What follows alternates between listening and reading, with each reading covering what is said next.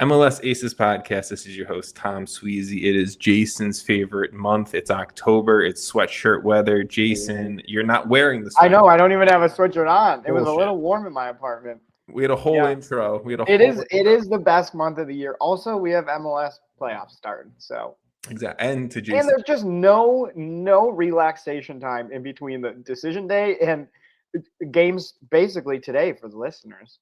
Yeah, I mean, if you are, we are dropping the podcast early so that you guys can get our conversation in terms of everything with the play-in games and everything going on. So as it is with every, I think, MLS Cup playoff time, the schedule for the podcast gets a little weird, but it will be out once a week. So that is not going to change. We just have to, get it out when we can. Our schedules are also weird.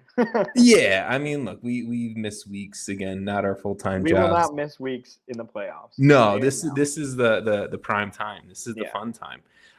So it was a very wild decision day, Jason. We don't have to dive. I don't want to. I looked at the notes because I was like, I'm actually curious how I did, but I knew it was bad. I was sitting there going, man, I don't know if I got one correct. And actually, I did get a few correct. We don't need to go into the numbers. No, you beat me. We will go into the numbers. It wasn't great for either of us, but we obviously last episode talked a lot of previewing the entirety of decision day. We didn't pick every game, but we did pick 13 of the 15 games. We picked the important ones, really. We picked the ones that mattered. Yeah, there was, I think, 2 or 3 matchups where there was 2 non-playoff teams playing each other. We just didn't pick those. But of the 13 games we picked, I went 4-9, you went 3-10. It's not great. It's not a great I'll always start. Have last year. Yeah, I mean, no, last year the whole playoffs could change, just like anything else, right? You and I, we get. Well, yeah, I mean, decision day is it's tough, man. I don't feel bad about it. We went out on a limb. We picked teams. It was fun. We didn't do so great. And whatever, we move on. If anyone listening to this, watching this, whatever, thinks that they can predict or pick Major League Soccer better than us, I give you all the kudos in the world. Do it. Start betting, please. Good luck, because Major League Soccer is one of these leagues that it's impossible to do. And this is going to be probably some MLS Cup of like RSL facing off against like Columbus or something. All right. But whatever. Okay.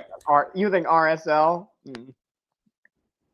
I don't actually think RSL. No disrespect to the RSL folks out there. I'm just saying. Last year we got the fucking Galaxy and Red Bulls. It's just I didn't expect the Red Bulls run, and now neither of them made the playoffs, and here we are. But we have a lot to go over this episode. We have some MLS news and notes. We have our season predictions that we picked before the season started. We're going to look back at. We have our season award winners, the MLS Aces Awards. These are not the official MLS awards.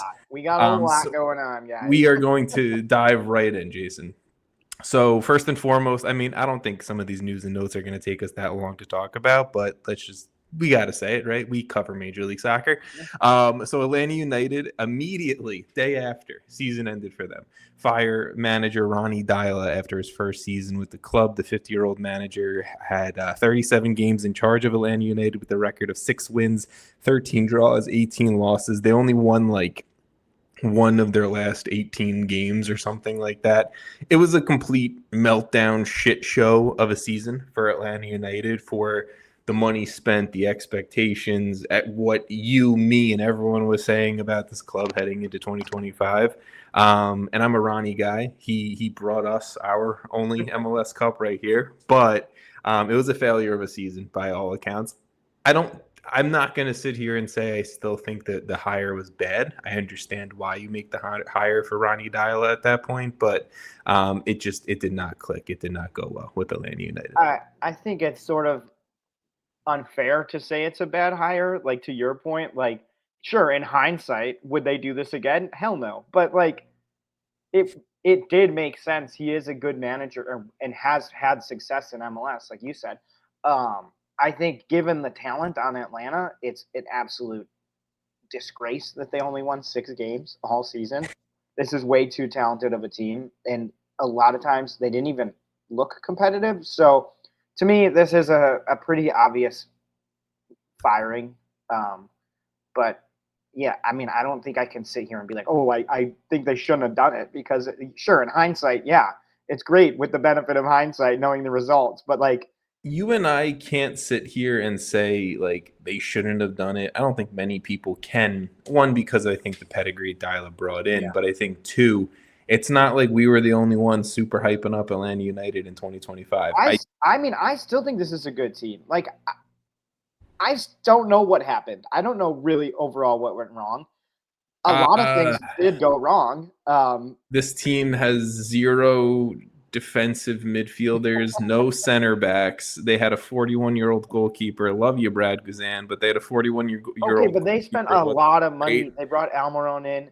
Latte Loth. Almiron was bad. Latte Loth was not scoring. Exactly. So what? Like, there's more than just the defensive issues. The attack isn't, and I think those go hand in hand a little bit. But I think overall, like this team just it went wrong at every level for sure. And I think in the right scenario, this is still a good team. This is a playoff team. I'm just gonna go with the clearly not, but yes. Oh, fair. Whatever. You know what I'm saying? Like I can't sit here and be like this was clearly a playoff team when they were fighting for the wooden spoon on the last day. I don't know. I don't have many positives that I would pull out of this season for Atlanta United. I think firing Ronny Deila is the correct move to make. You know, I said this to you in text message, and this is my last Atlanta United thought. I am over being hyped up about Atlanta United. I don't care if they go and spend another $30 million this offseason. I'm over being excited about them and predicting them to be good until they can prove on the field and not on an Excel spreadsheet that I have that they're a good team. So like that's how I feel about Atlanta United. I guarantee you, after their offseason, we're gonna be like, nope. This team is good. I'm not falling for it. I'm not doing it. This team. You know who will? I will fall for it. You know what's gonna happen? I'm telling you right now, I will fall for it. You know what's gonna happen? I'm already. So Tom Bogert, our guy, Tommy Scoops, love you, has come out and openly said that the smoke around Tata Martino returning to Atlanta United is real. That'll get me back in. What's funny is I almost texted you like, just bring him back. That'll get me back in. You'll win me over 100%, and I'm believing in Atlanta United in 2026. All right. Let's keep it moving. CF Montreal, they've hired their now former interim manager, Marco Donadel, as their next manager in club history. Just a little history lesson for you folks. If you don't know Marco Donadel's history with this club, he finished off his playing career with the Montreal Impact between the 2015 season and 2018 seasons of Major League Soccer. Impact, man. What'd you say? I missed the impact. I mean, I'm still with you on that. Maybe Donadel pushes for it. I doubt it. He rejoined CF Montreal ahead of this season when he joined Laurent Courtois' staff as an assistant manager. And then when Courtois was fired, Donadel took over as interim manager for the rest of the season, obviously, before the full-time hiring now. In 35 games managed for the club, he had 8 wins, 10 draws, and 17 losses. And his only other first-team managerial experience came back in 2023 when he served as manager of Italian Serie C side Ancona for about 7 months. He managed 16 games for them where he had 4 wins, 6 draws, and 6 losses. I don't know how you look. Silence speaks for itself. I don't know how you look at this season and go, yeah, let's bring him on. If you are Joey, this is such a Montreal move, man. Yeah, I was gonna say if you're Joey Saputo, you know how I hate it. I like nothing against the guy. He's nothing. An awesome dude. But what are we doing? What are we doing? I really don't know. I don't have. This might be one of the few times on the podcast I don't have words about a situation. Negative 26 goal differential. Right? Yeah. Okay, that's not good. 28 points on the season. They had less points than the Galaxy. Yeah. They had tied for the second least points in the league. So, like, what? We're going to be back here? Mark my words. in 6 months. Yeah, we're going to be talking about how it's a horrendous start to the season. I think we should just banish talking about Montreal managers until one lasts longer than 2 years. You know what's crazy? So I'm looking at the list of whatever CF Montreal Impact manager, like the list of them. It's Marco. Tell me if any of these names give you any excitement when I read them back. It's Marco Donadel, Laurent Courtois, Hernan Losada, Wilfred Nancy, Thierry Henry, Wilmer Cabrera, Remy Gard, Mauro Biello, Ooh, Remy Gard was good back in the day. Frank Klopas, Mauro Frank Biello. Klopas. Oh my God, that name gives me fucking nightmares. Mauro Biello again, Jesse Marsh. Yeah, I mean, like imagine if they still had Wilfred Nancy and they just I was just about to see say, ya. I really don't want to give Montreal this much conversation on this podcast. All right, 2 more sentences each. I don't know if I need it, but I can do it in one. The only good manager this team has had in the last decade, they traded away and pushed out the door. My sentence. And everyone knew it was a bad move. Boom, we're moving on. That's it. Okay, Montreal. They were the first club to announce their year-end roster decisions. I'm just going to read through it really quickly. We're not diving too much into it. They are deciding to bring back center back Brandon Craig, midfielder Matty Long, staff left back Luca Petrasso, and goalkeeper Sebastian Breza. On the outs is center back Fernando Alvarez, attacking midfielder Bryce Duke. That's an interesting one to me. Striker Giacomo Veroni, and left back Tom Pierce. So we'll read through some of these names as clubs begin to announce this stuff. And for the teams already eliminated, we will start seeing that over the next few days for sure. All right, Jason, let's look back at our. I actually do enjoy this part of the year. It's always nice. It's always nice to see how silly we were. I did better than you in predicting. Yeah, the standings. It's close, but you're acting like it's like a goal. You smoked me last year. I actually did kill it last 2024 season predictions might have been my worst year ever predicting on this podcast. So this year, I'm very excited. I bounced back. What's funny is I didn't even do that well. I just beat you. Yeah, exactly. I think maybe it was 2 years ago that I just went back. You killed it on the East 2 years ago. I always do better on the East. I think you killed it this year. 9 and we'll read it, but this is the highest I think we've got. So the way that I do it, just for it to make sense soccer wise for Jason and I and for anyone listening, if one of us got the correct team, correct positioning, we get 3 points, right? It's a win, whatever. If one of us has a team that's off by a singular spot in the standings, it's a draw, 1 point. And then if it's anything other, 0 points, we didn't get it. We're not giving the credit there. For the Eastern Conference, I got 9 points in total. Jason, you got 8. Not a bad. That's not a bad. And I got my team, which is all. I think I get my team almost every year. Yeah, I mean, I didn't get them last year. Dang it. The Chicago Fire. It's fair. So, I correctly predicted FC Cincinnati in 2nd place and the New England Revolution in 11th place. I will take it. And then I was 1 spot off with Charlotte FC, the Chicago Fire, and Orlando City. So I think that's pretty decent. What is that? 6-5 clubs that I was roughly correct about. Like keep in mind to the listeners, we do this before the season. A game is played, and it's purely off of team sheets, essentially, in vibes, I guess. But it is very hard, and I think we do a pretty good job. The fact that you and I can both say roughly, right?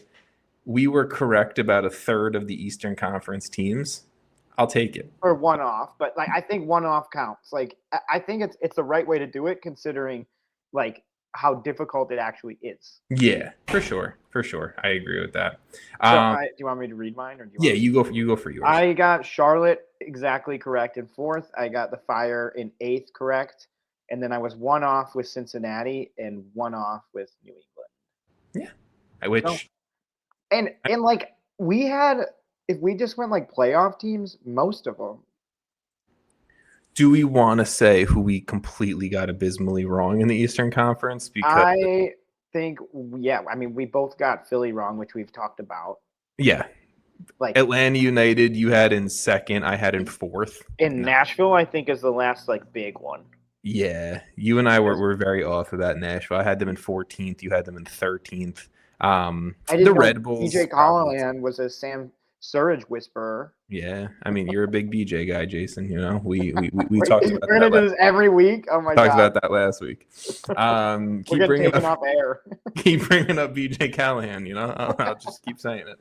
All right, over in the Western Conference. So I got 9 points out in the West as well. Jason, you got 7. So I correctly predicted RSL in 9th and San Jose in 10th. I'll take it, I guess. And then I was one spot off with LAFC in second. I picked LAFC in second. I picked Minnesota in third, and then I picked Austin in 7th. So I was a spot off with You those. did really well. Thank you, I man. got Kansas City in last, so I don't know how proud of myself I should be. No, you Um, honestly predicting the worst team in a conference is something to be proud of. I fully support that.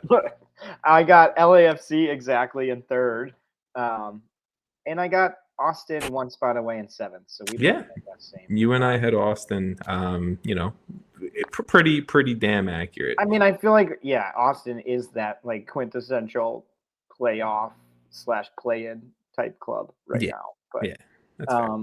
in this conference, obviously San Diego was a massive Yeah, I mean, I had them in 15th. in the Galaxy. Just reverse those two, and I think we probably had a decent job of this. But Yeah, it looks a little bit better if you reverse them. Vancouver also. I mean, you had Portland second to last. So did you. Oh, I sorry. was like, "Why are you calling me out for that?" Nope.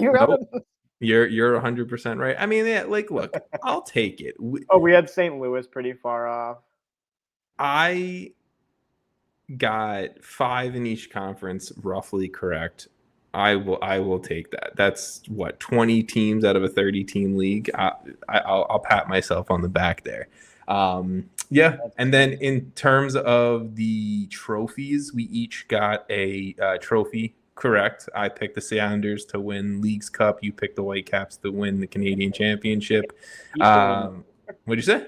I said I'm going to keep doing it. You're going to keep doing it until they prove you wrong. I'm going with Marco Donadel's CF Montreal in 2026. No, okay? they might be my bottom of the. We still have one trophy to go. MLS. I am in the last 3 years we've done this, I'm the only one who's picked Vancouver all 3 years and have gotten it right all 3 years. An easy one, and I don't learn, and that's really it. We both have our MLS Cup picks still alive. I have LAFC. You have the Seattle Sounders.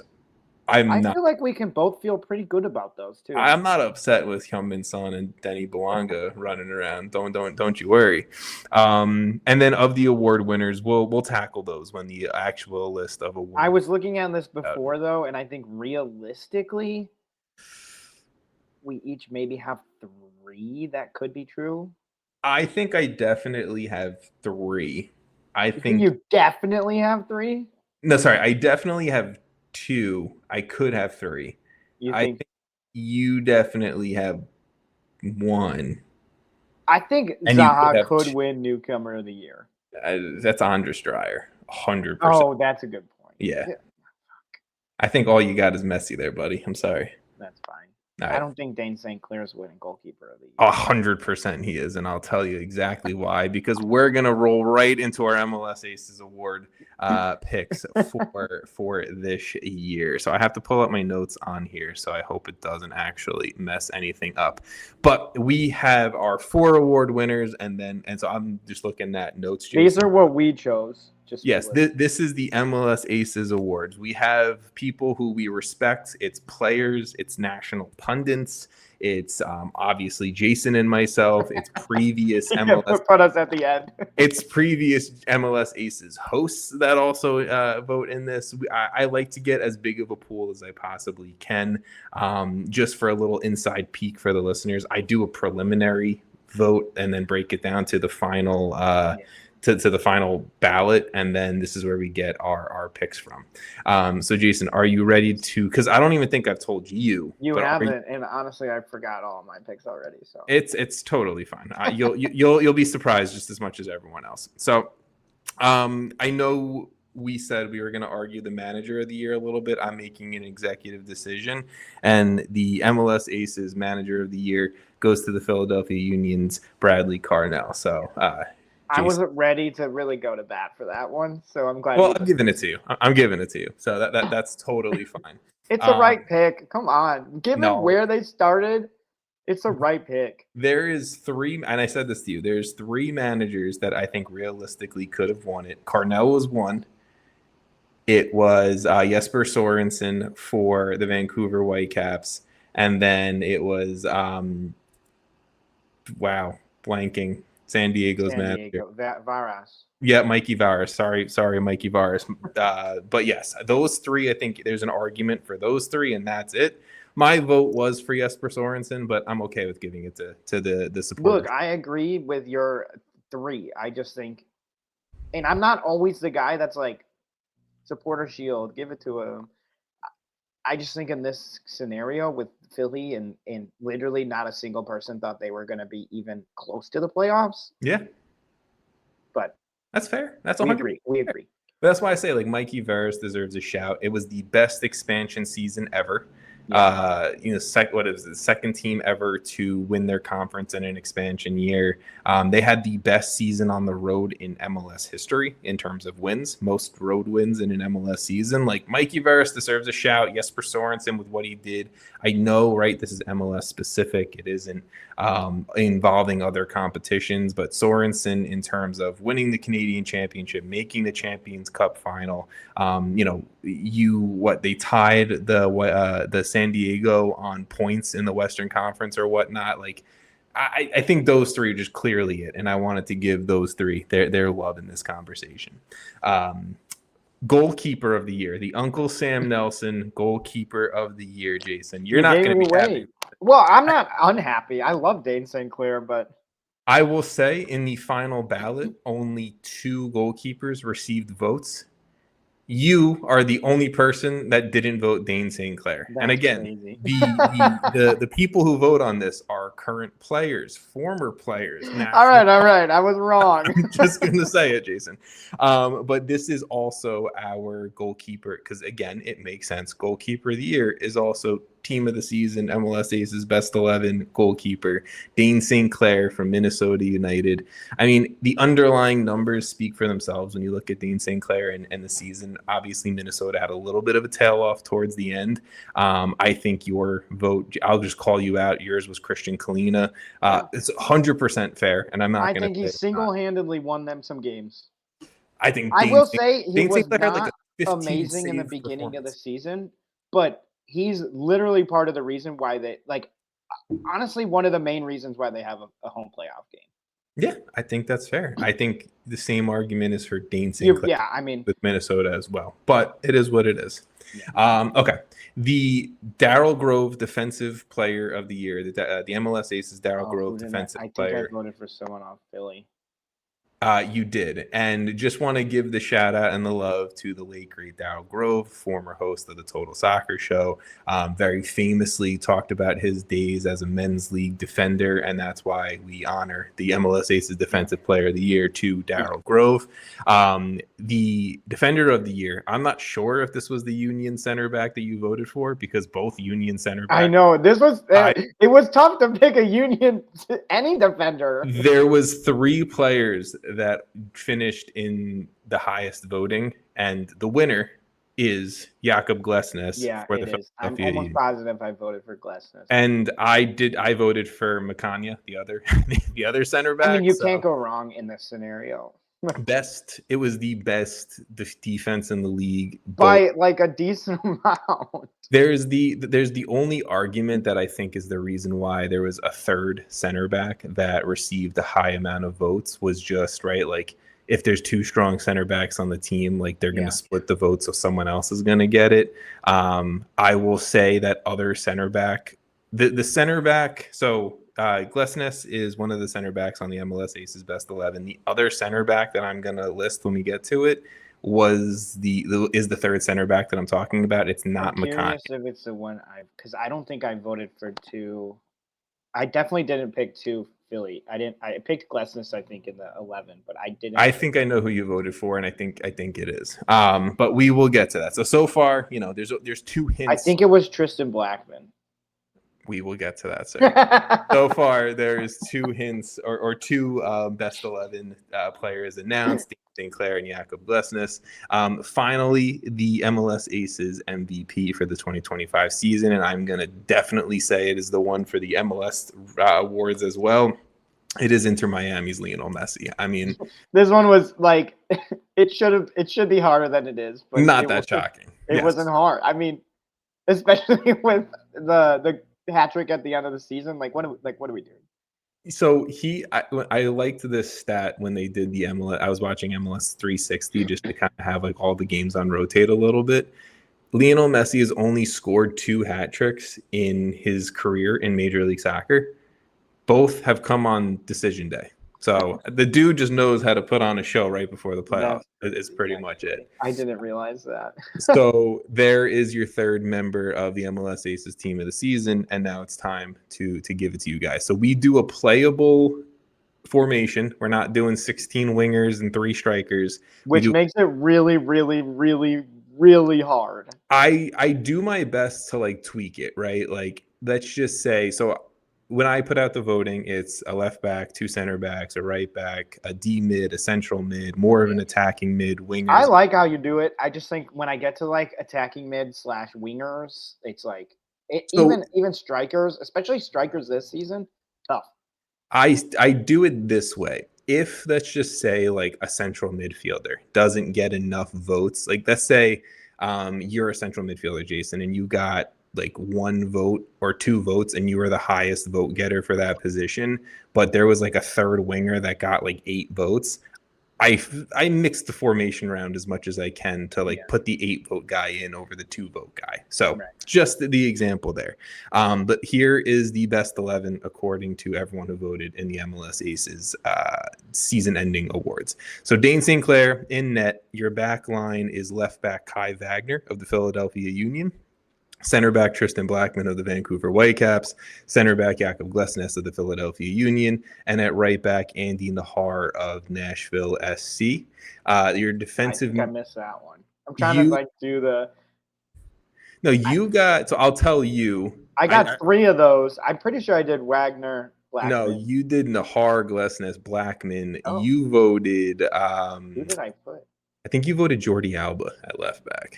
Did I? I think we need to go look at that. I don't remember doing that. Well, you can look at that if you want. I don't know how to look at that. I can look at it afterwards for you. But the defensive midfielder is San Diego FC's Jeppe Tverskov. You were the only person not to vote for him as well. That one stood out to me. That's hilarious. Who did I pick? I don't remember. You picked Andre Kubas. Central midfielder Christian Roldan got a nice majority of the votes there for central midfield.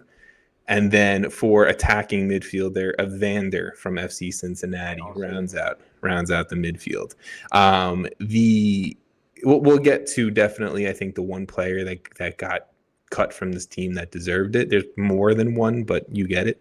Messi's obviously a winger. Yes, Messi is one of the wingers in the attacking front 3. Andres Dreyer is the other winger in the attacking front 3. And then at strikers, Sam Surridge from Nashville SC. So that is your MLS Aces best 11 team of the season, whatever you want to call it. The only player that really was close on votes but didn't make the cut was Dennis Bouanga of LAFC. That's what I did. I'll be honest, the manipulation of what I was trying to do in terms of players getting total votes, there was a very close window of Evander getting bumped, Messi going to an attacking mid, and Bouanga. And Bouanga. But that is pretty much it. That is the Okay, I was pretty close. I think I got 8. Your votes were a majority in there. Yeah, you were good. I think I got 8. Proud of you. 2 real curveballs. I'm really And proud of you. I did pick Buanga. Well, it was actually tough because like, how do you not put Dryer in there? And then I didn't. Well, because it's like it's funny, right? Because like Dryer like fell off in a good stretch at the end of the year. Like not fell off, he was still very good, but like the production level of what he was doing wasn't there. Then Messi skyrocketed, then Buanga skyrocketed, and it's like, oh, like does Dryer? If Buanga had Son all season, well, Son would be in the probably best 11, but Buanga would also probably be in the best 11. Yeah. And this is why I understand why people do like NBA style multiple best 11s, because MLS is just so big. I'm personally a fan of like an Eastern Conference best 11 and a Western Conference best 11, but there's also the argument that like I like one best 11. Maybe you can have 6 subs. Like do an 18. Yeah. But you do 2 goalkeepers, then that's weird. I don't like that. No. Yeah. Just do 11. We can do it. We've done it every year. Yes, but we will keep doing 11 until Major League Soccer hits 50 clubs, and then that's when I think we might have to separate it out, Jason. Well, then there'll be 2 leagues. Yes. All right. So we are not going to dive into the decision day games too much, really. I think we'll probably reference them when we kind of talk about these opening matchups. But obviously, right, like it was a fucking hectic decision day. We saw like these weird dominant wins from clubs we didn't obviously expect. We saw red cards. We saw late drama with your Chicago Fire. We saw. When is there not late drama with the Fire these days? I mean, that is fair. That is 100% fair. The only decision day game that I quickly want to mention was Atlanta United versus DC United. Game finished 1-1, and with the draw, DC took home the wooden spoon. 26 points on the entire season. Lionel Messi, his total goal contributions outscored DC United's total goal scored for the season. So, shout out. Oh, no. That's all I got to say. Shout out. That is insane. And, shout out former MLS Aces host Sam Nelson. He already texted me about how bad DC is. And, I went on a little bit of a rant. He texted me, and then I went on a rant about DC. We love you, Sam. We love you, buddy. We love you. All right, let's talk MLS Cup playoffs, Jason. Are you ready? Yeah. Okay. It is the best time of year. I am very excited. Tomorrow for us recording now, it is Tuesday. But Wednesday, the 22nd, we have both play-in games to see who goes on to face the number 1 seeds in each conference. We're just going to go chronologically, and we'll take it from there. So Chicago Fire, your number 8 seed in the Eastern Conference, will be hosting the number 9 seeded Orlando City at 8:30 p.m. Eastern Time. Jason, before we dive into all of these things and all of these facts and stats that I can read about these teams, how are you feeling? Because this is the first time we're really seeing Chicago in the spotlight for you on this podcast. Yeah, I'm excited, man. Like, I mean, I have been pretty consistent with saying that I don't consider the playing game the playoff spot. And I'm not going to switch that take just because the Fire are in it. No. But I do think regardless of that opinion, this is a huge step in the right direction for the Fire. Like, the first year under Greg Berhalter has obviously been a success for the Fire. Yeah. Win or lose in this game. I think winning this game would be incredible. But are you going to the game? That is, I am not. That's disappointing. As of now, you're like last second. I mean, there's a chance I buy a ticket tomorrow, but I probably won't. It's okay. Okay. But I am really excited for the game. I just I don't know what to say. Like, it's been the same thing for so long. So this is it's like the best we've gotten. Yeah. In a really long time. And the team is fun. Like, there's a lot of players on this team that I enjoy watching and really like. So overall, I'm pumped for them. Please win. All right. I'll read through some facts and then we'll get into what we're looking for and whatnot. So I always put the historical record on here. I'm a historical guy because I believe in trends. Like, that way too. I know sometimes with Major League Soccer, it doesn't necessarily line up, but I'll throw it out there. The all-time record is pretty even for this club. Orlando technically has the lead in it with 8 wins and 8 draws. Chicago has 7 wins in it though, so it's pretty even overall. The record so far on the 2025 season, the Fire do lead. They have a win and a draw in both games playing Orlando. Chicago is in very good form in their last 5. 3 wins, 2 draws, 14 goals for, 7 against, where Orlando 1 win, 2 draws, 2 losses. They've allowed 10 goals in their last 5 games, and they've only really scored 8. But it's pretty even in terms of Chicago at home this season, 6 wins, 6 draws, 5 losses. Orlando on the road this season, 6 wins, 7 draws, 4 losses. Really not a bad road record from Orlando City. So, Jason, the recent form has me feeling positive about you guys in terms of both teams, but it's also the playoffs. It's also, you got to have guys experienced at this level to get it done. And I think the Fire have that, where Orlando City have it a little bit, maybe off of the last year's success, but there's also some major injury question marks with Orlando. Robin Jansen is most likely going to be out until early December. We saw Orlando look like dog shit on decision day against Toronto, allowing 4 goals to them. I don't want to hype you up and hype the Fire up too much, but I'm feeling very good about the Chicago Fire. Yeah, I don't think we're like that much more experienced when it comes to like a playoff game. You got Jack Elliott. You got, it's also Chicago, okay? So pump the brakes a little bit. I do think like Greg Berhalter versus Oscar Pereira, that is a experienced coaching matchup. So yes. I think from that standpoint, I wouldn't. I'm like actually obviously a little nervous because like I think both coaches know exactly what they're getting themselves into. So this isn't going to be a game like obviously you said, and I think I totally think form matters. Like I think form is important, but this is like a whole new season now. And I think Pareja specifically can look at this Orlando team and get them ready for this game like it's one game, because it is really only one game. It doesn't matter what happened, on decision day or the 20, 34 weeks or whatever before. And like, it does stress me out, but I think like where the Fire are at, and there's been some like late New England game and the who did we play on decision day? I know I can't think about it. You guys played New England on decision day? Oh, Toronto was before that. Yeah. That's what I meant. Yeah. So the Toronto game, and that's why I got all confused. The Toronto game and the New England game, both were like not exactly how I was hoping for the season to end.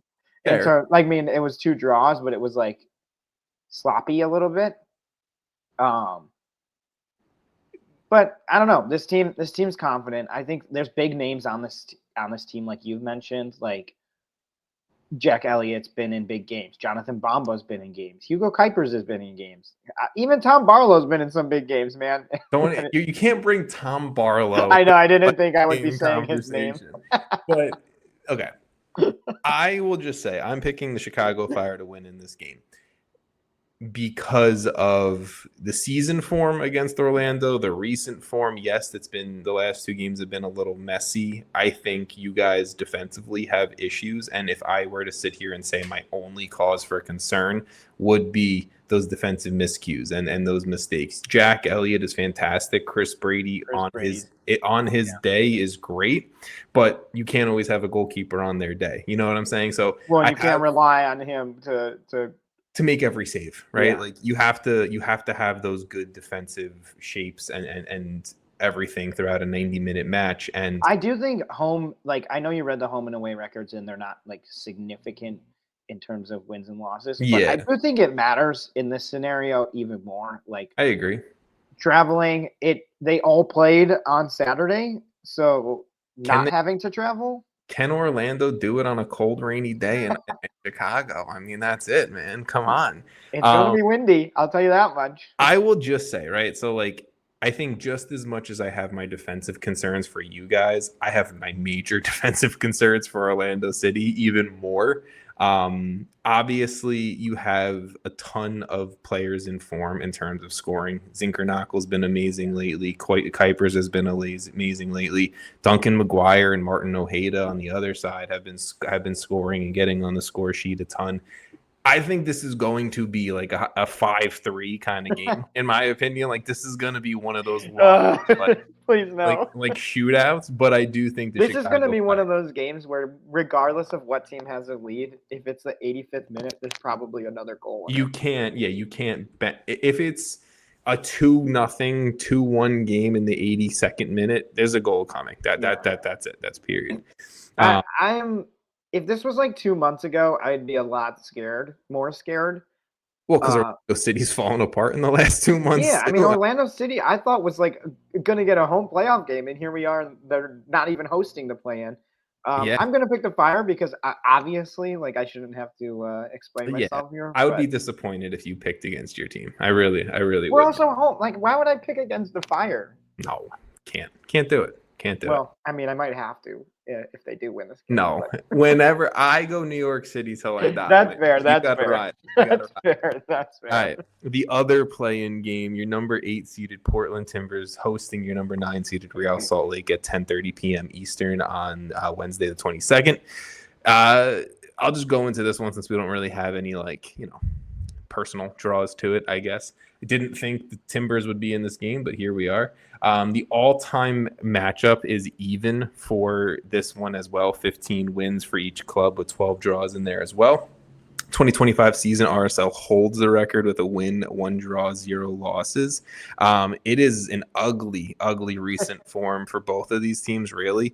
The Timbers have 0 wins, 2 draws, and 3 losses in their last 5. 3 goals scored, 9 goals against. RSL have 2 wins, 1 draw, 2 losses in their last 5, 7-4, 8 against. The Timbers record at home this season, 7 wins, 3 draws, 4 losses. RSL's record on the road, 3 wins, 4 draws, and 10 losses this year.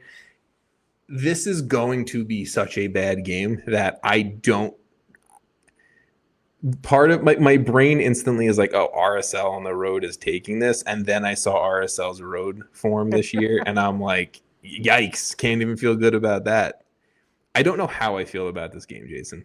I also feel really not great about this. I think since Olatunji's come in, though, RSL have been much scarier. I think he has been a striker that, like, if he's there all season, like, it's probably, I don't know if I would say maybe he would be in the Golden Boot race. I don't know. Talking about RSL in a different category, though. Yeah. Like, I think he's helped transform their team. And actually watching them with him in their team is like, oh, this guy is like kind of all over. Funny because he's not the DP of the 2 strikers that came in, But I just think he's been really fun to watch and really good. And I think he's probably a DP level, honestly. I'll pick first, and I don't feel good about it, like you said, but I'm gonna go with RSL. I just think they've been better. Really, I really am just banking on Olatunji getting like a 2 goals. and I also just don't. I don't know how I feel about Portland. Like, I don't know if I've ever felt good about them. At once I was like, dang, I didn't like when you said, oh, I didn't expect Portland to be in this game. You could mean so many different things by that because it's like, oh, I thought they were going to be way below. And then I was like, oh, I thought they would be way higher than this. And then I was here they are. I guess I meant it kind of in the Orlando context of like 2 months ago. I wouldn't have been saying it, right? But 7 months ago, you wouldn't have been saying it either, probably. I mean, that's fair. That's fair. Like, this is a team that's just had a roller coaster of a year. And they've done better than I initially expected, and I need to give them that credit. But at the same exact time, they're struggling to score goals in recent time. Like the offensive output in the last 5 games has been in 3 goals. Like I said, 3 goals scored. It's been an own goal, a Kamal Miller absolute like golazo from deep against the Whitecaps, if we remember that, and then someone else scored. So they've only really had like 1 true goal from run of play in their last 5 games. I can't pick that. I can't feel confident in a team that's been looking abysmal offensively and then defensively almost allowing 2 goals a game in their most recent stretch. I'm going RSL. Okay. I don't feel good about it, but I am. Well, what's funny? What's like this might sound weird, but like because we're both picking RSL, but I think if Portland were to win this game, I'd feel more confident Portland versus San Diego than I would RSL versus San San Diego. Diego just smoked Portland on decision day. It was 4 I nothing. think San Diego's winning either way. So Well, I'll say this. I The just think the Portland's high is higher than RSL, but their low is probably lower than RSL as they currently are right now.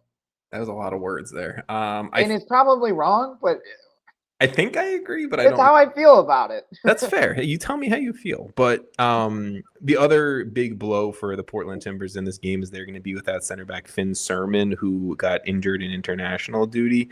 I didn't see the video, but apparently he slid into the post of the net, the crotch first, and apparently hurt his pelvic area. And yeah, so Finn Sermon out for the Timbers in this matchup.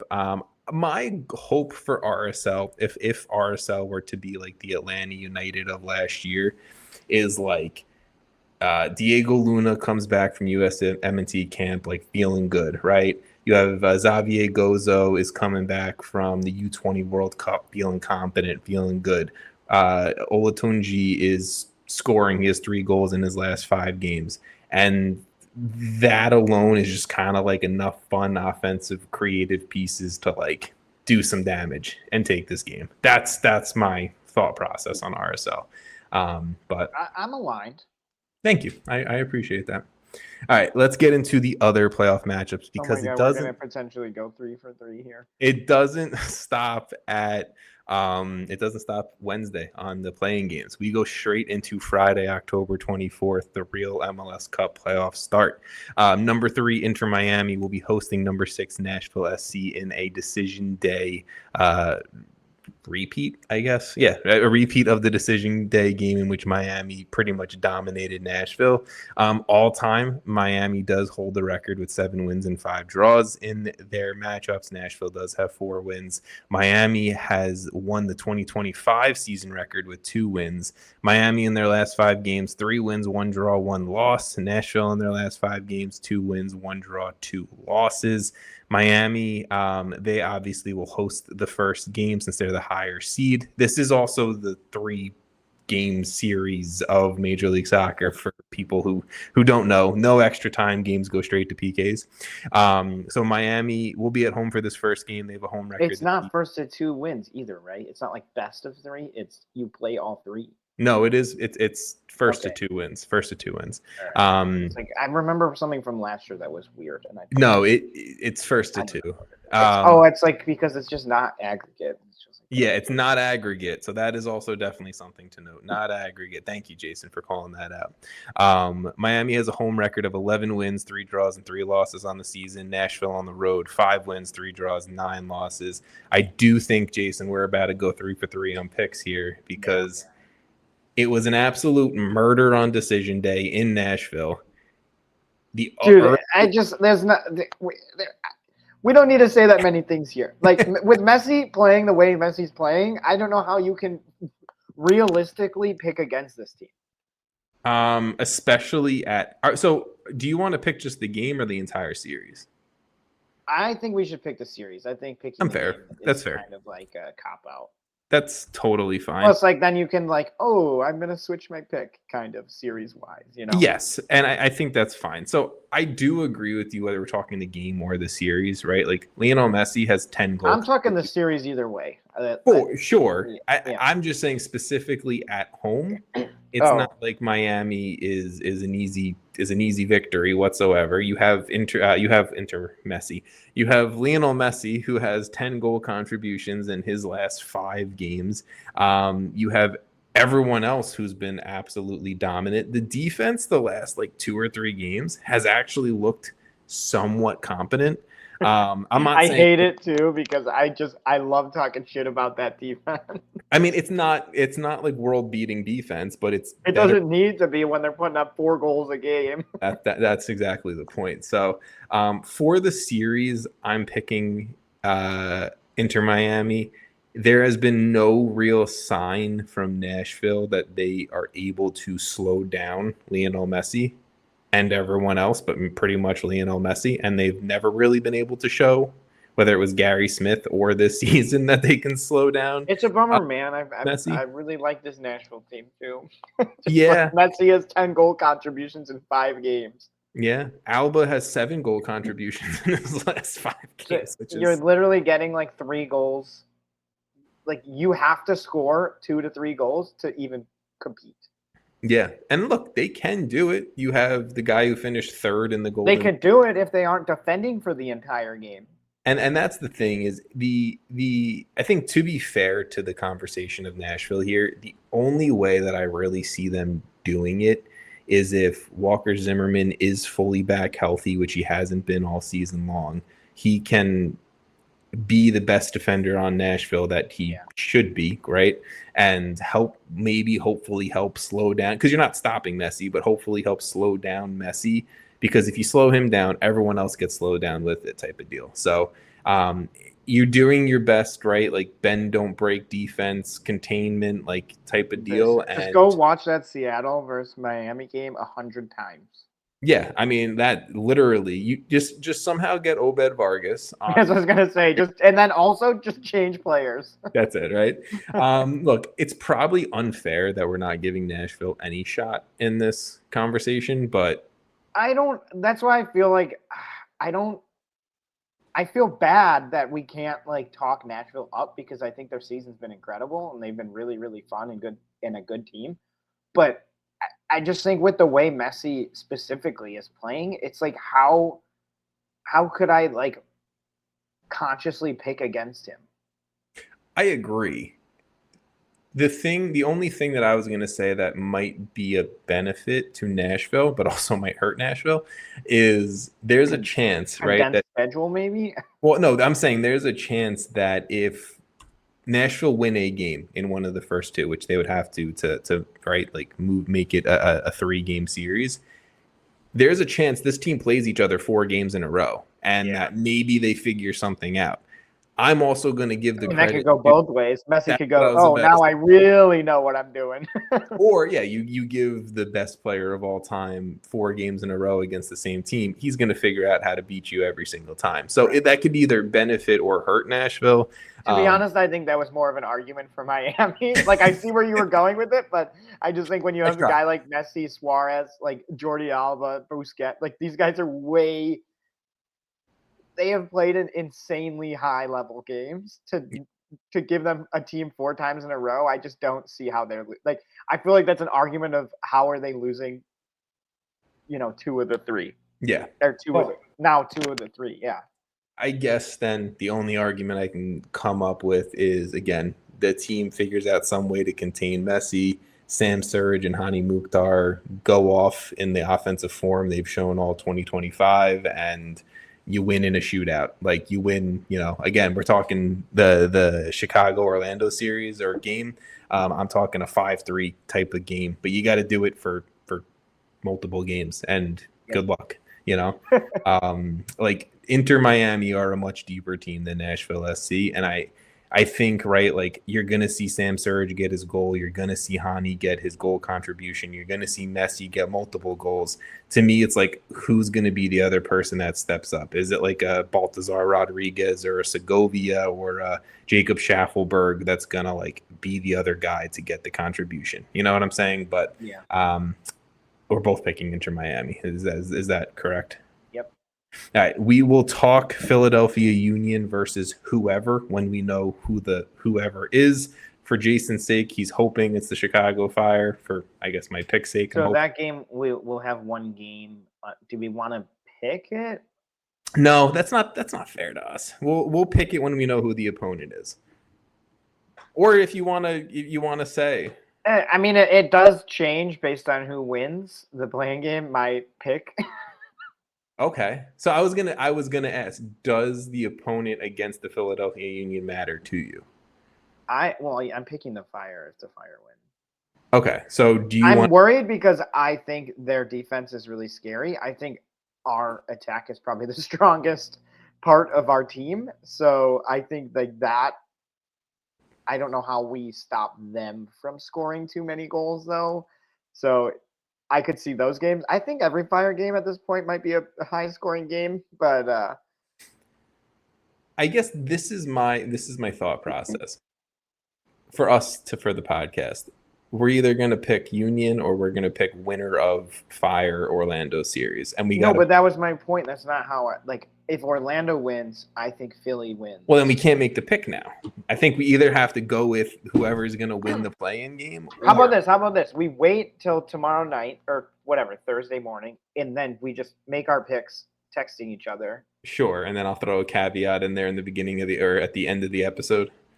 I'll throw a little oh no, the episode needs to go out. Yeah, no, I would people are put it out on social media. Why would we lie about this? Yeah. Put it out on social media. Actually, no. Jason picked. Well, can I say this about this series? This isn't an official pick because we don't know who's playing the Union. I have my concerns about the Philadelphia Union. Yes, they are the number 1 seed. Yes, they are the Supporter Shield winners. They're the strongest defense, which is, I think, pretty solid. They have the strongest defense that just got shut out 2-0 on decision day against Charlotte that didn't rotate. I have my concerns about this team offensively because they've have a lot of goal production over their last 5 games. There was a 6-0 win against DC in those last 5 games. I have my concerns that without a Quinn Sullivan, can this team go on a run to MLS Cup? I think this team's fully capable to beat a Chicago or to beat in Orlando, but I think Chicago would give them a run for their money. That's why I think that's personally why I think Orlando right now on form, even if they beat the Fire, I wouldn't be that confident picking them. No, Chicago. But the Fire, I think, could be a little frisky against Philly. You get a really good Chris Brady game in there, a really good Jack Elliott game in there. I mean, we know how much a hot goalkeeper can change a playoff.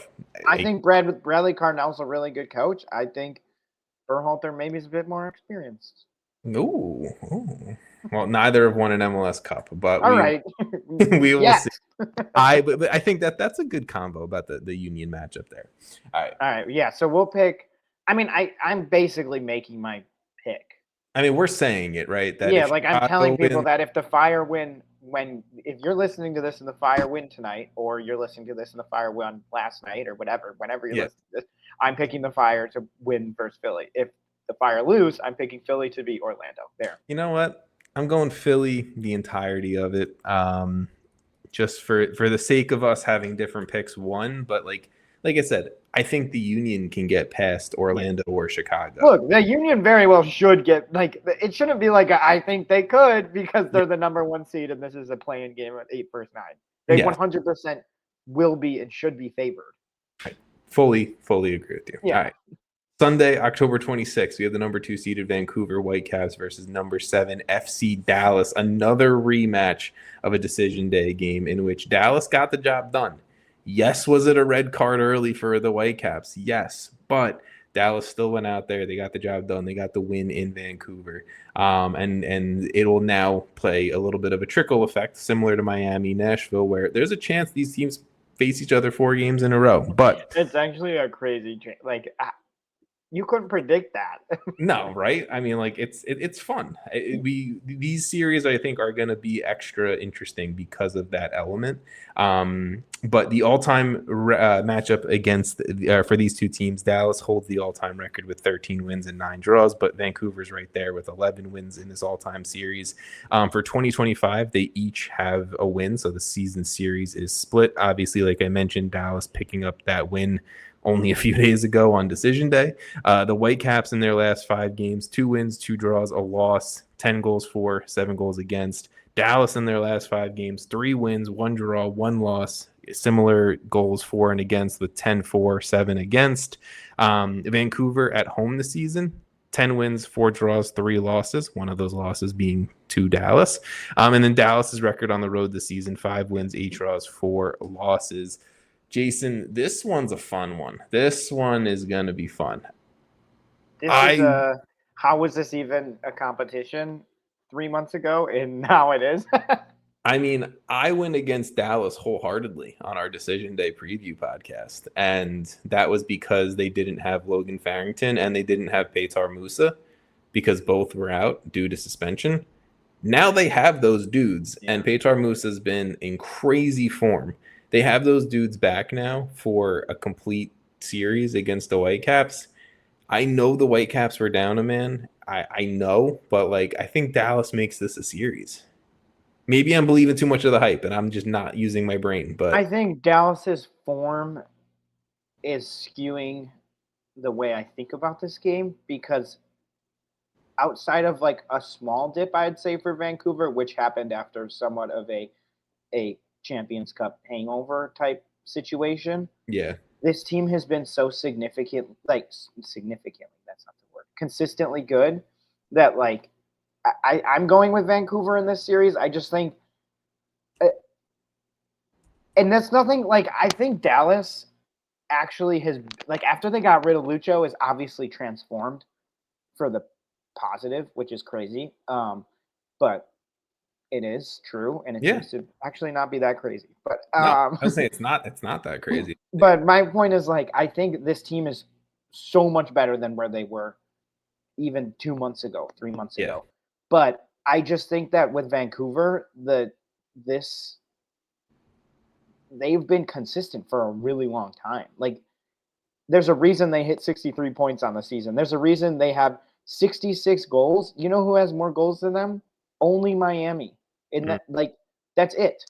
Yeah. That's all of the goals. They've only allowed 38 goals. You know who's allowed less? Only Philly. Yeah. Like I almost feel like we got so used to Vancouver being at such a high level that I don't know. I think I'm not like we're not thinking about it well, I am. I certainly am now.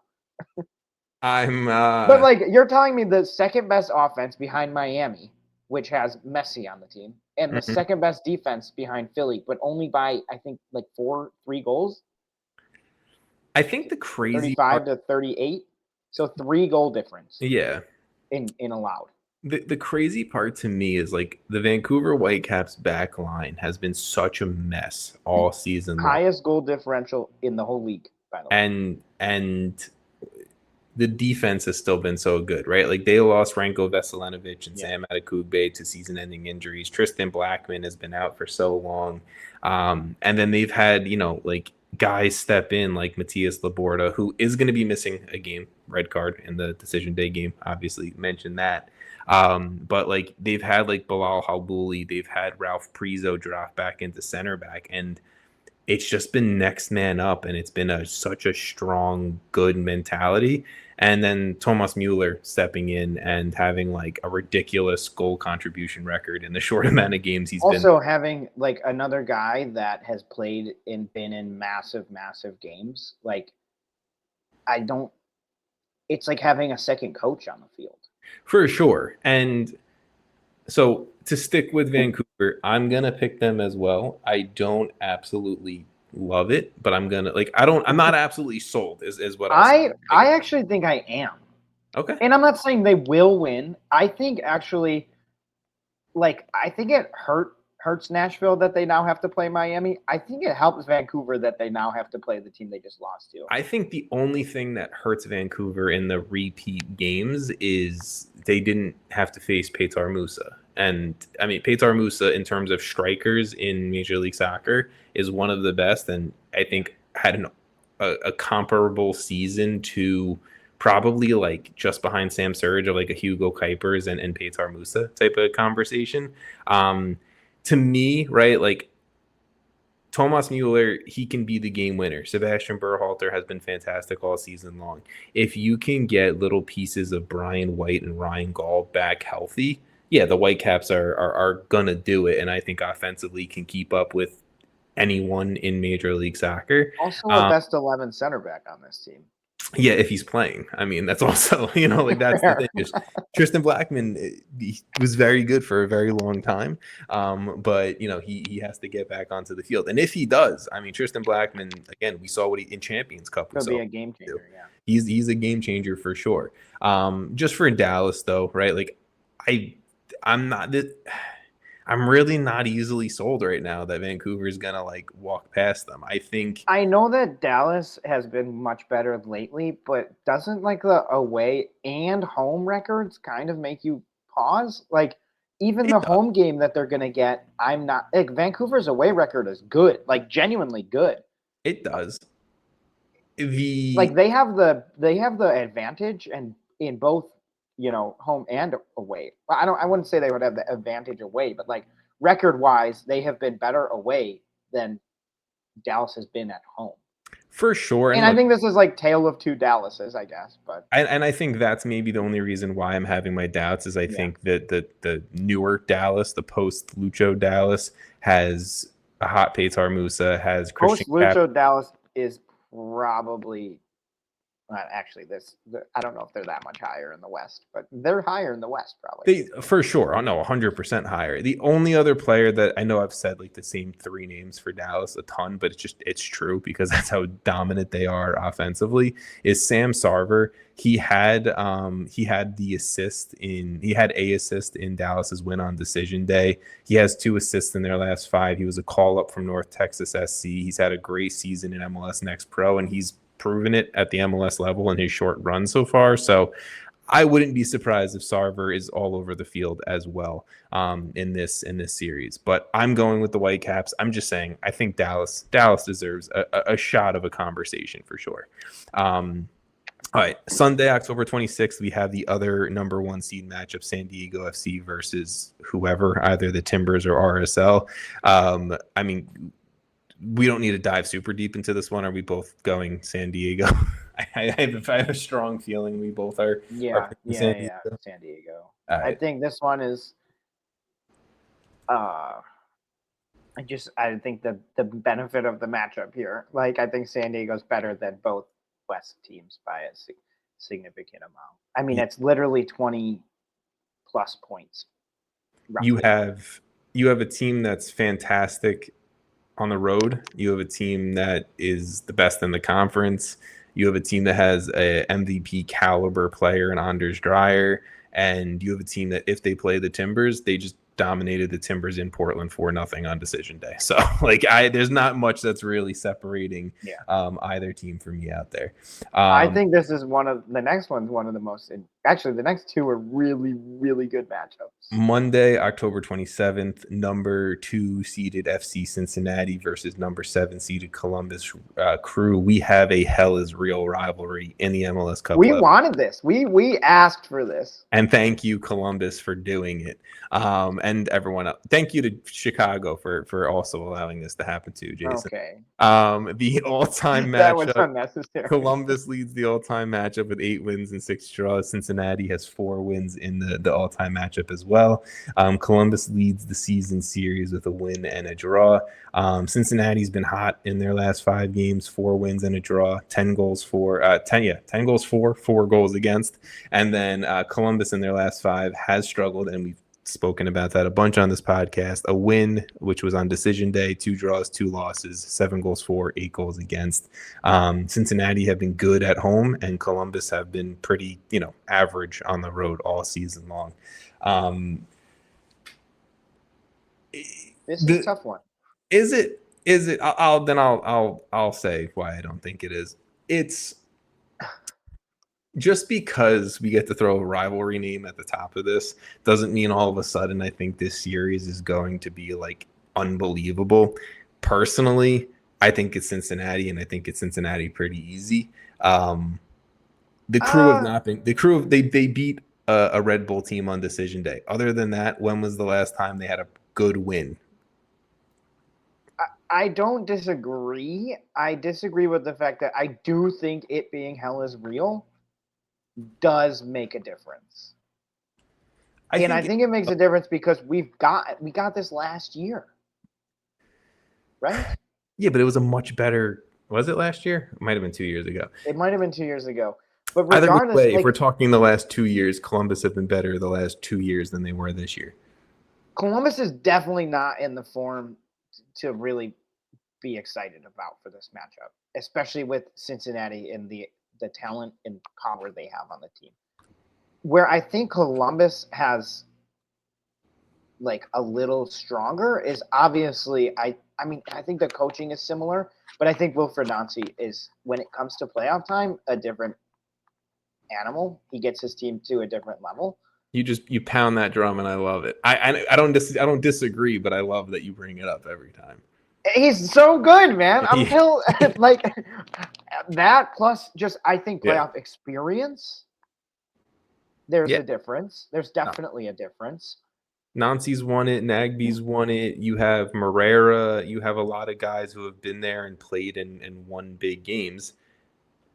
I would also argue Cincinnati has a good amount of that as well.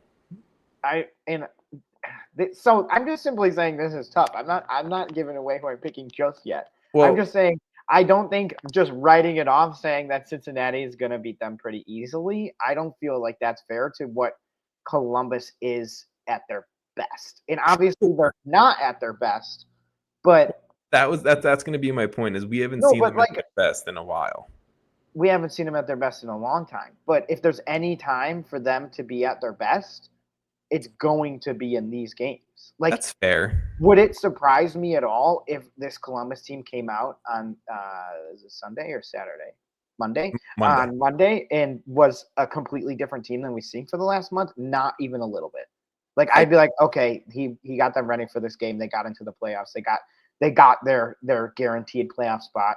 They don't have to play in the playing game.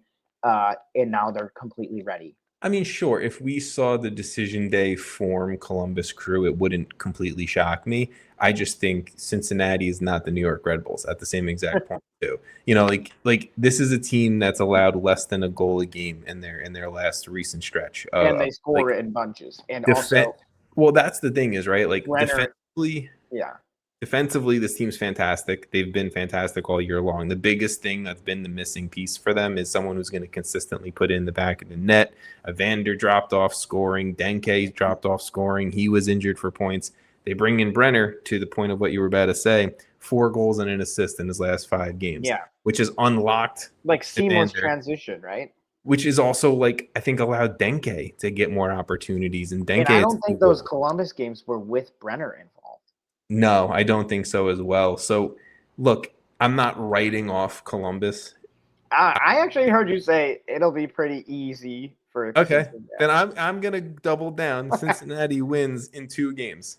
I think as much. I'm also going to go Cincinnati. I just simply had to defend Columbus because it's tough to just like write them off. I think this will. I do think though that this being Hell is Real does actually impact and make a difference. I will write. I think I'm going Cincinnati purely because their away record is incredible, and also Brenner is in the team now. And defensively, outside of maybe the Whitecaps and the Union, I think they might be the 3rd best defense. This is the best Cincinnati that Columbus will have faced ever, probably, or close.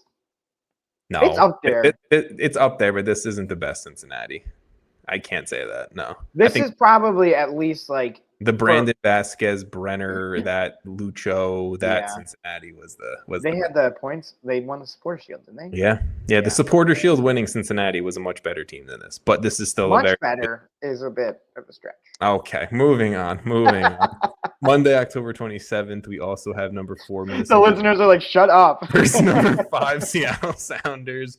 Seattle holds the all-time record with 14 wins and 2 draws. Minnesota has only 3 wins all-time against the Seattle Sounders. The 2025 season record, Minnesota does lead it with 2 wins. So Minnesota only 3 wins all-time against the Sounders. 2 of those wins have come this season. That's wild. That actually is crazy. Minnesota in their last 5, 1 win, 1 draw, 3 losses. Sounders in their last 5, 3 wins, 1 draw, 1 loss. Minnesota's coming off a bad decision day loss to the Galaxy, where the Sounders went cross-country and beat NYCFC 2-1. Minnesota at home this year, 8 wins, 4 draws, 5 losses. Seattle on the road this season, 5 wins, 4 draws, 8 losses. Is it home, away, or is it? No, it's home, away, home, right? Home, away, home. Yeah, like the higher seed gets the advantage of the 3rd game. I think it's the best way to do it, but also it feels kind of just don't do 3-game series. Yeah, I agree. Just do an aggregate if you're going to do multiple games, but whatever. The biggest question mark for me in this series is Pedro de la Vega healthy? He left the NYCFC game with an injury. If he's healthy, I will write off Minnesota. That is an easy Sounders win if Pedro de la Vega is healthy, because he has been in fantastic form, along with how good defensively I think this team has been and continues to show, and historically what we know of Brian Schmetzer's Seattle Sounders teams. So De La Minnesota Vega's, also a team that sneaky kind of drop in form. yeah, we've talked about it a little bit. I think We've definitely talked about it. I just think, like, if we're going to talk about teams that have, like, kind of stumbled a bit towards the end of the season, they're definitely one of those teams.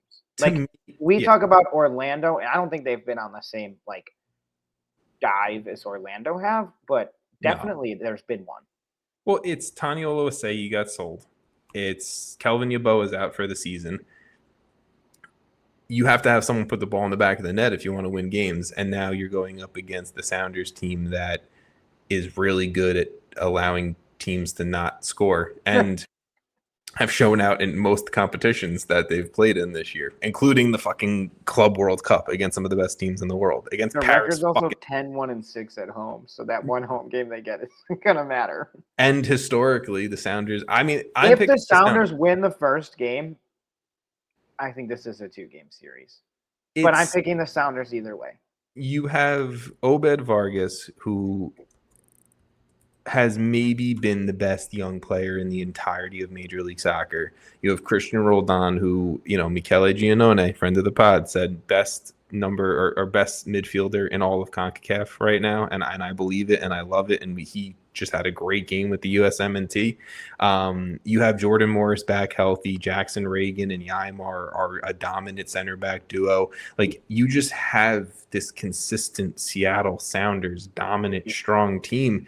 And Minnesota, Alex. I mean, I can name the entire team for sure.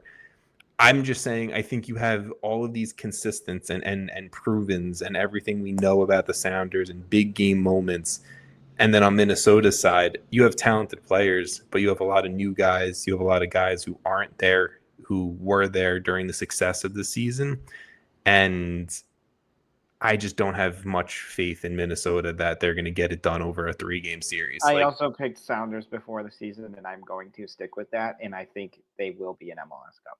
Yeah, I don't know about that one, but we will see. I'm sticking with it. Last 2 series, and then let's get the fuck out of here. Tuesday, October 28th, number 4 Charlotte FC versus number 5 New York City FC. All-time matchup. Charlotte does lead the all-time matchup, 5 wins and a draw. New York City only has 2 wins versus Charlotte all-time, but one of those wins did come during this 2025 season. They each have a 2-0 win against each other this season, which is fun. Charlotte's last 5 games, 3 wins, 0 draws, 2 losses, 7 goals for, 6 goals against. New York City's last 5 games, 2 wins, 0 draws, 3 losses, 6 goals for, 9 goals against. Charlotte have been dominant at home this year, where New York City is just, pretty average, 6-5-6.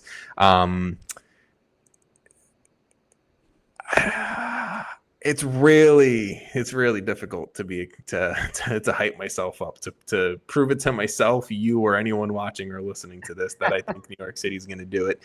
The biggest reason why I feel like New York City could move on: Wilfried Zaha got a red card on decision day against the Philadelphia Union. He will miss the first game, which is in Charlotte. I don't think red cards on decision day should do that. It should reset, but continue. Sure. It's just my opinion. That's fair. But the reality is Zaha, who is their best offensive player right now, and of the entire season, is out at home, which is where you want, like the dominant win, or that's where you just want the steady. I mean, you get the win at home, and you get to play a decision game. Series clinching game. Where that's what I'm saying is, like, I think that opens up the door for New York City to take one, or at least have the game go to PKs in Charlotte. Then you play the second game in New York City, where pressure's on them then. Yeah, exactly. Right. So that is the opening that I see for New York City. Is you have the USMNT starting goalkeeper in net. You have a guy like Nico Fernandez and Alonso Martinez, who Martinez has been struggling to score. He's been dealing with a little bit of an injury. If he can, maybe get healthy over the next few days, he is a over the proven. next few days. I'm saying, he's been playing minutes and he's been coming back. So maybe if he can just get healthy, fully fit. thank you. That was the correct terminology. You have a guy who is a game winner and a dominant goal scorer. That's the opening that I see for New York City to take it, and I think it's a realistic one. I don't know. You debuttal me here for Charlotte. I think Charlotte is really, really good. Like I wish this didn't have to be the way it was for you, honestly, because I think Charlotte is just like a really good team, and I think they've gotten better as the season's gone. Mm-hmm. And I think they've built their confidence as the season's gone. And I think after their win streak ended, we both talked about how that was probably a good thing to not take a win streak like that into the playoffs. Like, I think they've taken their punches a little bit. They've also succeeded. They've had rough stretches in the season. They've had incredible stretches in the season. And I think they're at probably their best they can be going into the playoffs. Yeah, I mean, I have my slight challenges to that, but nothing I over really I don't know if they're like this unbeatable team. I definitely don't think so. There's a reason they're fourth, and there's a reason there's not many points between your team and their team. I don't think they're that different. I just think that Charlotte is especially at home, really scary. So I agree. Zaha missing this game is. If he wasn't missing this game, I think I'm pretty confidently taking Charlotte. I would feel more scared for sure. With him missing this game, there is a world where NYCFC wins the first game and just wins at home because there's obviously a home advantage with New York. And it's always been that way. Honestly, I mean, I'm picking New York City. The Zaha missing this game is big because that just puts more of a target on everyone else, and I think he eats up a lot of attention more than people recognize. It was the fault of Charlotte last season, and the reason why they didn't really make it that deep because it was Pep Biel and Ajuman and no one else, right? Where Zaha, he's the most fouled player in the league. Everyone says it, every broadcast says it, but he eats up a lot of attention, and that creates a lot of opportunity and space for others. And I don't know if Kerwin Vargas or Atok Lamadi gets the same opportunities without him out there. So I think without that, obviously, without that huge win streak, this is my mental is way different going in with Charlotte versus New York City because I actually think that the teams are somewhat on a similar level, which makes sense why they're fourth and fifth. For sure. Your away record's actually pretty good too. I might be. I don't want to talk myself into this, but I might do it. But come to the dark side. When you started talking about it, and then you're like, okay, I started to be like, I'm going to defend Charlotte and be like, this team's actually really good. I wasn't trying to put you on the spot. No. I know you weren't. I wanted to come at it from okay, you took the NYCFC side. I'll take the Charlotte side. Can I say a Charlotte positive as well that I can see completely being a plus for them? Christian Kalina is absolute just when hey, you're telling me Christian Kalina? When he's on, he's a game winner in net. Where I love Matt Freese, I think he's the best option for the U.S. and obviously New York City. I don't think Matt Freese is an absolute game winner in net. So I think Matt Freese is a really good goalkeeper, but I agree. I think Christian Kalina single-handedly has won Charlotte games. I think that's part of the reason why I think he was best 11. I'm not going to argue it because I think Dane St. Clair is very, very deserving of it. But I'm going to just stick with Charlotte, I think. I'll just go with Charlotte. I'm not confident about it. And I think it's really because of that Zaha, nope, red card. It's because of my persuasion of how good New York City is. Look, I have my concern. It's more about Zaha not playing. Can I just say this before the possibility of us never really mentioning New York City that much for the rest of the 2025 season? Just shout out to Justin Hack because he's a dude who's played in every single game for New York City this season. That includes all cup competitions as well. And whether he was asked to play like in the midfield or as a second center back or as a third center back, like Justin Hack was like that dude for New York City in 2025. He came out and was talking a little shit about our sporting director, David Lee, who went over to Sporting Kansas City. Apparently, David Lee said to him at the end of last season, he's never going to be a guy that'll play 30 plus games for the team. And then he came out in the post game press conference against Seattle on decision day, and he was like, yeah, like I took that personally, and you know, I played every single game for this team in 2025. So just shout out Justin Hack. He's been a very quiet, not talked about player for New York. Also, just shout out that like you guys had a really good season despite what happens in these games. Like despite us signing 2 players in the offseason, my favorite. You know, look, I wasn't confident in New York City. I didn't think they were gonna finishing 5th above like Nashville, Columbus, Orlando. Like those are good teams. The East has been really tough, and I think an argument for New York is that they've essentially been playing playoff games. Like they've been fighting. Yeah, they were in like play-in spots with the Fire for what, like 3 weeks ago, 5 weeks ago. More than that, but then they were up in the play-in games and should have probably been in a home playoff spot. But yeah, so they've been. Yeah, I mean, we can talk about how they could be higher, but like. But you're going positive. I like it. I'm just saying, like, I think this team's ready. Like, they're not going to come into this game not ready. Both of these teams are for sure. Right. And again, that's why it's a 4-5 matchup. And I think we can leave it at that. I think that matchup maybe is the most like competitive matchup I would think of. I agree. I think that's a fair argument in all of it, or a fair conversation in all of it. All right. The final series of the opening round. Wednesday, October 29th, number 3, LAFC versus number 6, Austin FC.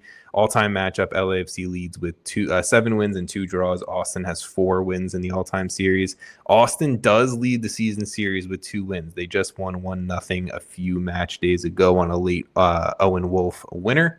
LAFC in their last 5 games, 3 wins, 1 draw, 1 loss. Austin in their last 5 games, 1 win, 4 losses. But that 1 win was against LAFC.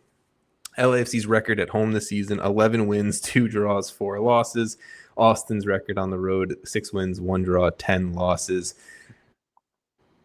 This I don't want to talk about it. It's LAFC. Yeah, it's even the few things that I threw in of like Austin recently, their win was against LAFC. That was a Sun and Bouanga-less LAFC team, and it wasn't like 1-0 or 2-1. It was 1-0, a late Owen Wolf goal.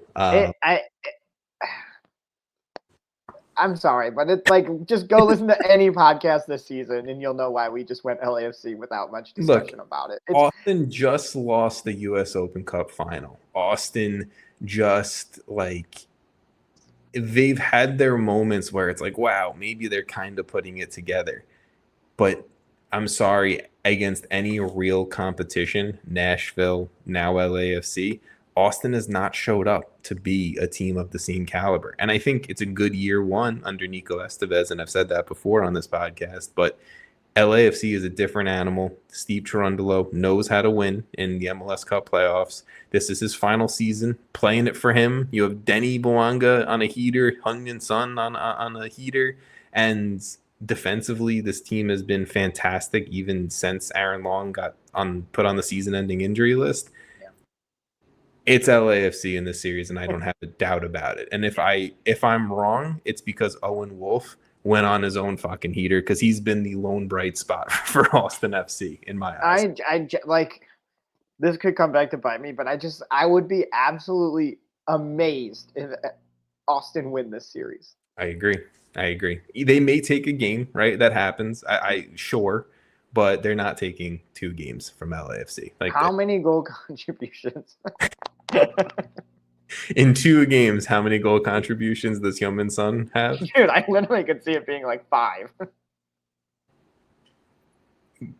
Over under 5.5, and then we're done with the podcast. Over under 5.5. I mean, I would probably go under because I think it'll be like 5, and Boo. it's way safer to go under. Boo. But the over is way more. You're taking the over? Sure. For fuck's We're taking with Son, right? Yeah. Obviously.